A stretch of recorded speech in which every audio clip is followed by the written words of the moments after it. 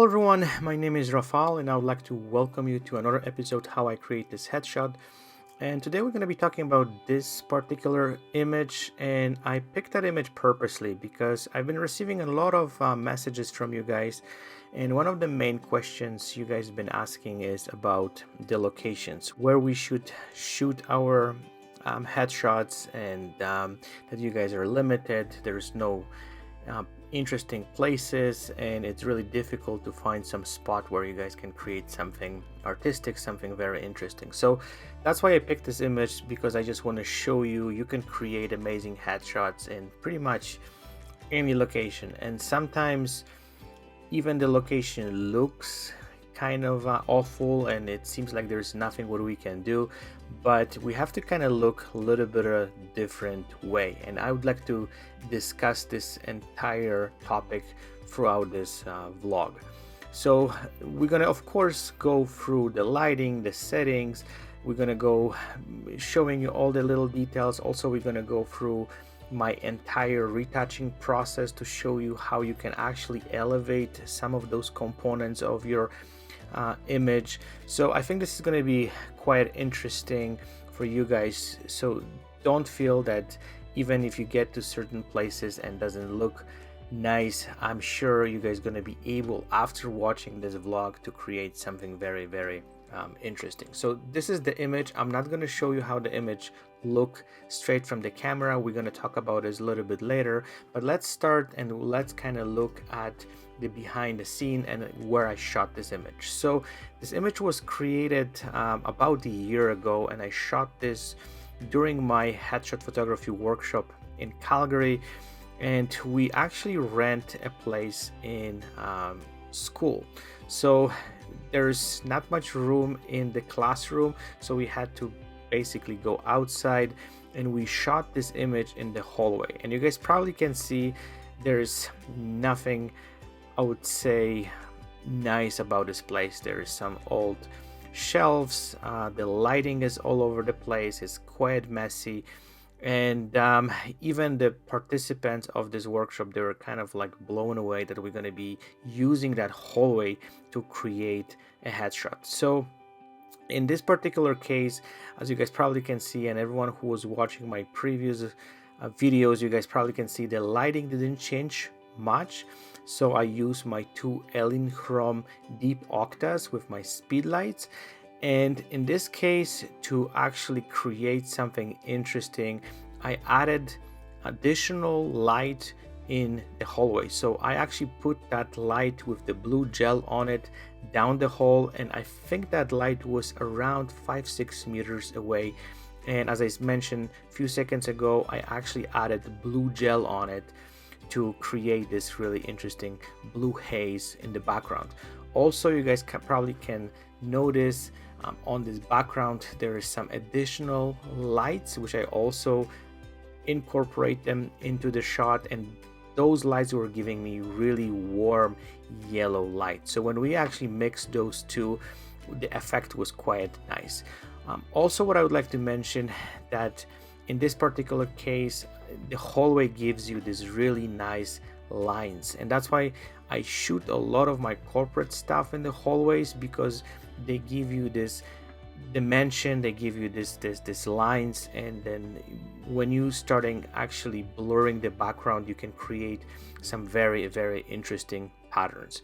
So before you actually judge the place that there is nothing what you can do, I would highly recommend it to try it and see, especially when you guys have some, I would say, depth on the background and there is some dark light, some different things around, they can create some very interesting patterns. So that's why what I've decided to do in this particular case. And also the lens itself, whenever you guys are shooting headshots and when you compress the background, also the backgrounds create different look. So that's why this whole thing sometimes, from this starting point looks not really nice, but then when you start kind of using the lens, using the lighting, adding some stuff, you can really see the patterns, you can create something very artistic. So let's kind of go back to the lighting, so you guys probably can see three lights I use for this photo shoot, plus I use my silver reflector just to bounce the light a little bit to create this really nice fill underneath her chin. So that was pretty straightforward. I could also move back and forth because this hallway was really long, and that gave me a little bit of room to move around and do the photo shoot. Okay, so that's the behind the scene. Let's go to the settings and the equipment. So as far the gear goes, again, still the same: Nikon D800, Nikon 7200 VR2 2.8 lens, and I use 3 speed lights, Nikon SB910 and 2 Nikons SB800, 2 deep octas from Alien Chrome. And let's talk about the settings. So because I really wanted to make sure that the background is really compressed, I shot at 200 millimeter the focal length. The shutter speed was 1 to 250 of the seconds, f 4.5. And the main reason I used that setting was so I wanted to make sure that entire face is in focus.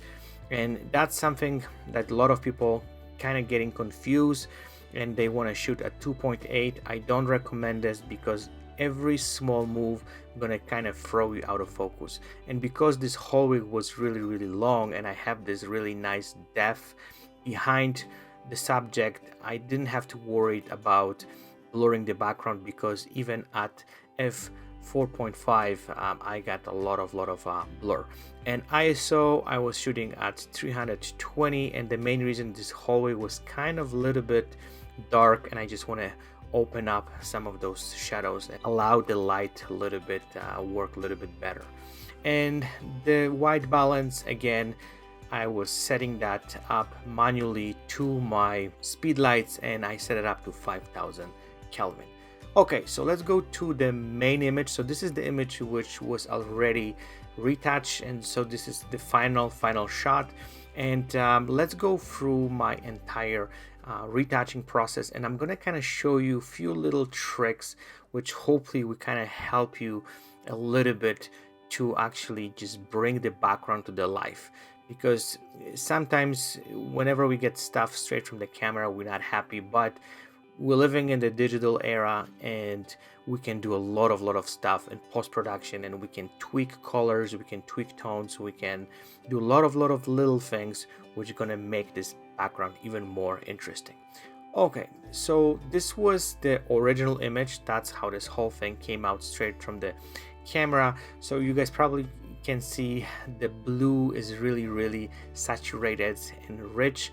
We still have some yellow cast from those lights from the ceiling.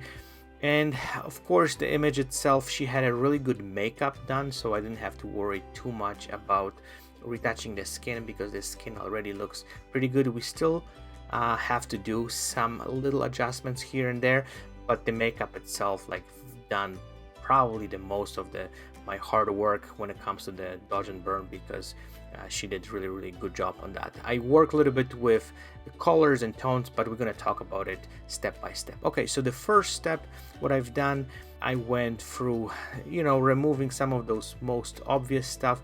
I work a little bit on the hair. You guys probably can see there's a lot of flyovers all over the place. So I want to make sure that the hair at least looks a little bit clean. And as you guys probably can see over here, there's few hair on her neck. There's some little pimples here and there, not much, but there's a lot of flyovers. So that was just the kind of main thing I had to work on and make sure we can clean it up. I still, after even cleaning this as much as I could, I wasn't happy with the hair. We're gonna do a little bit more a little bit later on, but I think that the first step, that was pretty good. And I had actually idea where I have to take this image from now on to make this even better. Okay, so the next step I've done, of course, dodge and burn, to work a little bit on the skin. As you guys probably can see, there's not much. There's few shadows here and there, which was just kind of like a little bit off. I just kind of lighten up a little bit stuff underneath her eyes. There is some stuff on her forehead, not much, just a very light dodge and burn, and to kind of bring this whole thing to to the next level and make sure this whole thing looks much more clean. Okay, the next step, I work on the eyes and the eyebrows. You guys probably can see I brighten them up a little bit. Very subtle move. I clean up some of those veins from her eyes just to make this sure so everything looks kind of nice and clean. And also I darken a little bit the eyebrows just to make sure the eyes pop even more. So that was the kind of the main goal. Okay, so the next step, I clean up even more hair just to kind of make this whole thing looks much more clean. As you guys probably can see now, this whole thing looks way better. There's less flyovers, and the image and the hair just started kind of looking a little bit more clean and just having a little bit more shape. And that was some of those things which was like really bugging. And I think that this is one of the biggest challenges for this image, to just kind of work and make the hair look much cleaner.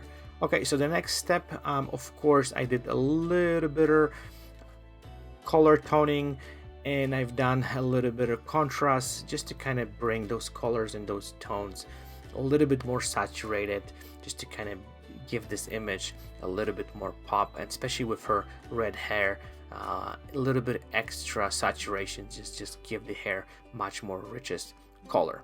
Okay, so the next step, that was actually working on the background. And actually what I would like to do right now, because I know I'm showing you a lot of stuff, but I just wanted this time show you exactly how I do those stuff.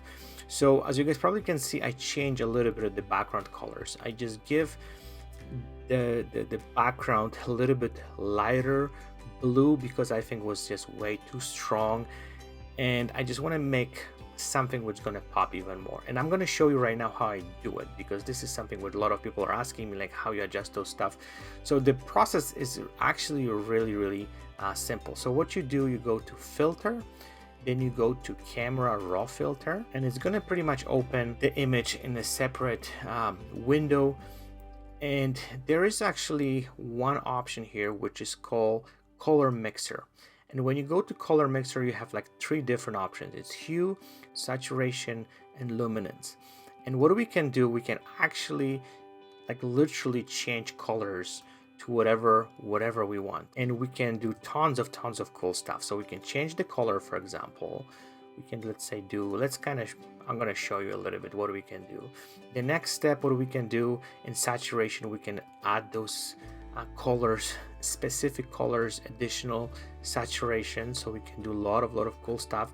We have to be also very careful. Like, you don't want to overdo it, so you don't want to kind of create something which is it's gonna be overblown and it's gonna not look natural. So you have to be very careful. But I just want to kind of give you idea how powerful this camera raw filter is, because you can do a lot of stuff. And the luminance, of course, what we can do, we can just add a little bit of luminance to some of those colors, and we can just make them pop even more.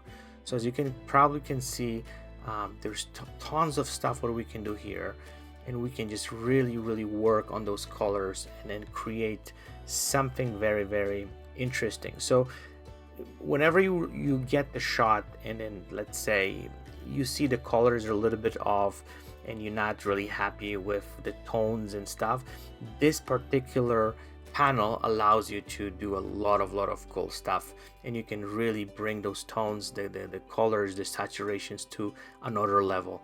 And I've been using this religiously for the last couple of years, because that's what kind of makes those images pop. So what I would suggest at this point, you guys know where to go and how to do it. I would play with it as much as you guys can and try to do variety of different things, see how those colors work, what doesn't work, and then you will see you're gonna have a lot of fun with this. And I'm sure your images, you're gonna create something much more interesting. Okay, so let's cancel this. Let's go back to our image. So as you guys probably can see, I didn't do crazy amount of changes. I've tried to do the subtle changes because that's kind of the main goal. I like to kind of get to the final results, I would say, in the very subtle and small steps. So, but the stuff what I've showed you, yeah, I just went way too far. But that was something which actually makes me happy at that point, and I just want to make sure that you know, like I'm not kind of going overboard.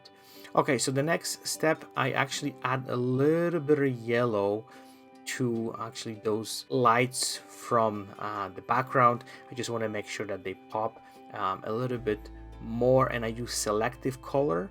And the best way to do it is you basically go to the adjustments, go all the way to the bottom, and then you click on the selective color, and you can just work specifically on individual colors. So it's a little bit different what I showed you a few minutes ago, but still it's kind of another option where you can actually play with your colors. So that's when I work specifically on the yellow, just to kind of bring it up a little bit and just give a little bit of more luminance to it. Okay, so the next step, I actually just did a little bit of extra work just to kind of make those blues pop even more. So I actually just went back to the raw filter, and I add a little bit of more luminance to it just to kind of make this blue look more vibrant. Okay, so the next step, I work a little bit more on the hair. So what I've done, I actually just use liquify just to kind of make the hair put in a little bit more shape, so there's like nice rounded curves around it, and it's not look like, you know, the hair are all over the place. Okay, so the next step here, I just work a little bit more on the lips. So again, selective color, and I add a little bit more redness. I found when I look at the image that the lips were kind of like out of color just a little bit. So just to kind of match it, the lips with the hair, I added a little bit more redness to it. Okay, so the next step, I stretch a little bit the background, because I thought that, as you guys probably can see, there's some leftovers from those shelves. So I just want to make sure, you know, they out of frame. So basically I just stretch the image out a little bit. Okay, so that was in the final step. You guys probably can see I did a little bit of vignette just to kind of make her pop even more. So that was just the entire retouching process. So let's see before and after. So as you guys probably can see, I didn't drastically change the image. I just worked mostly on the background just to kind of give the background a little bit more pop. Now you guys probably can see how to do it, so it's not as difficult as so many people might think. And yeah, I think this image turned out really well. And again, this is what I started with. I just want to kind of show you that you can shoot in some really, I would say, not nice looking location, and you can still create something interesting. You just need a little bit of imagination. You don't also need crazy tools and some expensive lights. As you guys probably noticed, I've shot this with 3 speed lights, believe it or not. And the retouching part, again, is something which you guys can elevate that image to another level. So I hope you guys like this video. If you guys have any specific questions, please feel free to contact me. You guys know how to reach me. If you like the video, please click like, and if you guys want to follow what I do, please subscribe. I would really appreciate it. And yeah, thank you again for watching. Stay tuned, and I'll chat with you guys very soon. Bye bye.